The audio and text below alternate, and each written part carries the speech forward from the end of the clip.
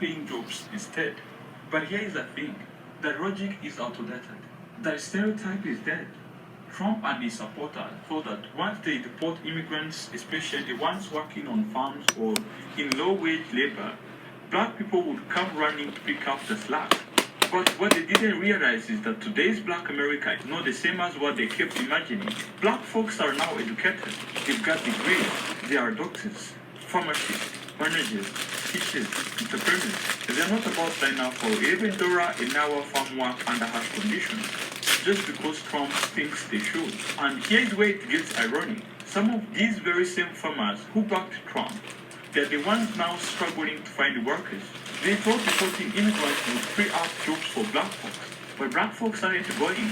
They warned that this would happen, and here we are. So I put together a bunch of TikTok clips and videos that break this whole thing down, people talking about what's happening now and what's coming next. Watch them closely, and when the clips are done, I'll be back to unpack it all and help us to understand the bigger picture behind this mess. Shout out and credits to all original creators whose videos are featured in this video. Let's get into it. They're basically offering $11 an hour to pick blueberries, 9 to 10 hours a day, 7 days a week, from May to July, in Louisiana heat.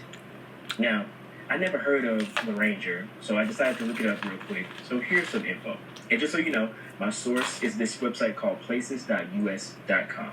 So anyway, livability is a C-, population is less than 6,000, demographics is almost 91% white, followed by black, then Hispanic, then Indian, then Asian, and pretty much zero Hawaiian. I saw that they voted Republican in 2020, but it probably doesn't take a genius to guess how they voted in 2024. So that's just to give you a little info about the town. So anyway, back to what I was saying. So $11 an hour is what they're offering. Full-time, 7 days a week, 9 to 10 hours a day.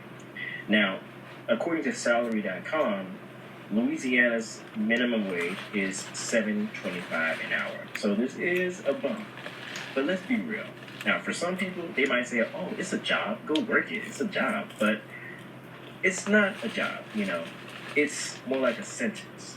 And then when you look at who they expect to take these jobs, you don't have to guess. It's a page straight out of history. Black folks, migrant workers, you know, the ones who are currently facing deportation right now. Vulnerable communities getting used for back-breaking labor for pennies. But people are saying this is what they voted for. Let's see how many people from America is going to take the spot and finish the job as fast as they would. I get it, we have illegals, but a lot of them are here to work and better their lives. They just left their wives and all this other stuff and their kids to be deported. Let them people work. I'm definitely a conservative, but I have not agreed with many on my side of the aisle regarding immigration because I live it every day. Without these immigrants here, without that workforce, there's so many things that we wouldn't have that we take for granted every single day. Without these people, we wouldn't function, and that's the truth.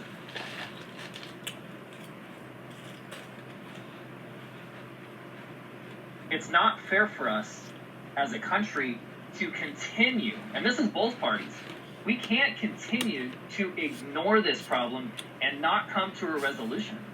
It's ridiculous. You know, I'm a conservative. I believe in the Farm Worker Modernization Act. I believe in immigration and a path to legal citizenship. These folks that come, those that are documented or not, are coming here to improve their life.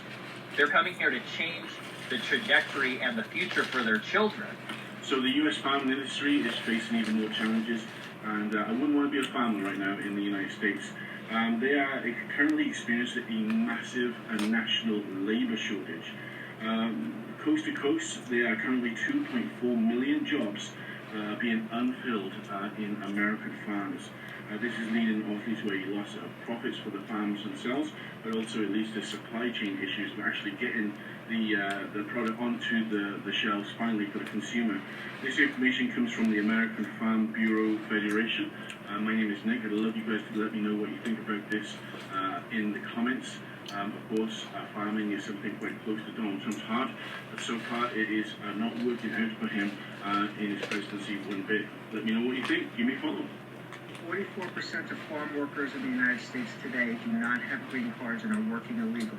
More than 50% of the farm workers in New York State are working illegally. United States farms contribute over $1 trillion to the U.S. economy. You want to know the fastest way to a recession? And everybody eating canned tuna and Chips Ahoy cookies? Deport all the undocumented immigrants, including half the farm workers in the United States. About Acre Trader now? You didn't know Acre Trader is a company that invests in farms that are failing. And considering that most of our farms are going to be failing soon because they're going to lose their subsidies from the federal government, it's interesting that the number one donor into this company is none other than J.D. Vance. Isn't that weird? Basically, Acre Trader allows private investors to invest in failing farms and buy up the land together as a team, you know? Get together with your buddies. And good old J.D. Vance, yep, he heavily invested in this Acre Trader. I'm sure pulling the federal funds away from farmers doesn't have anything to do with that. That would be crazy.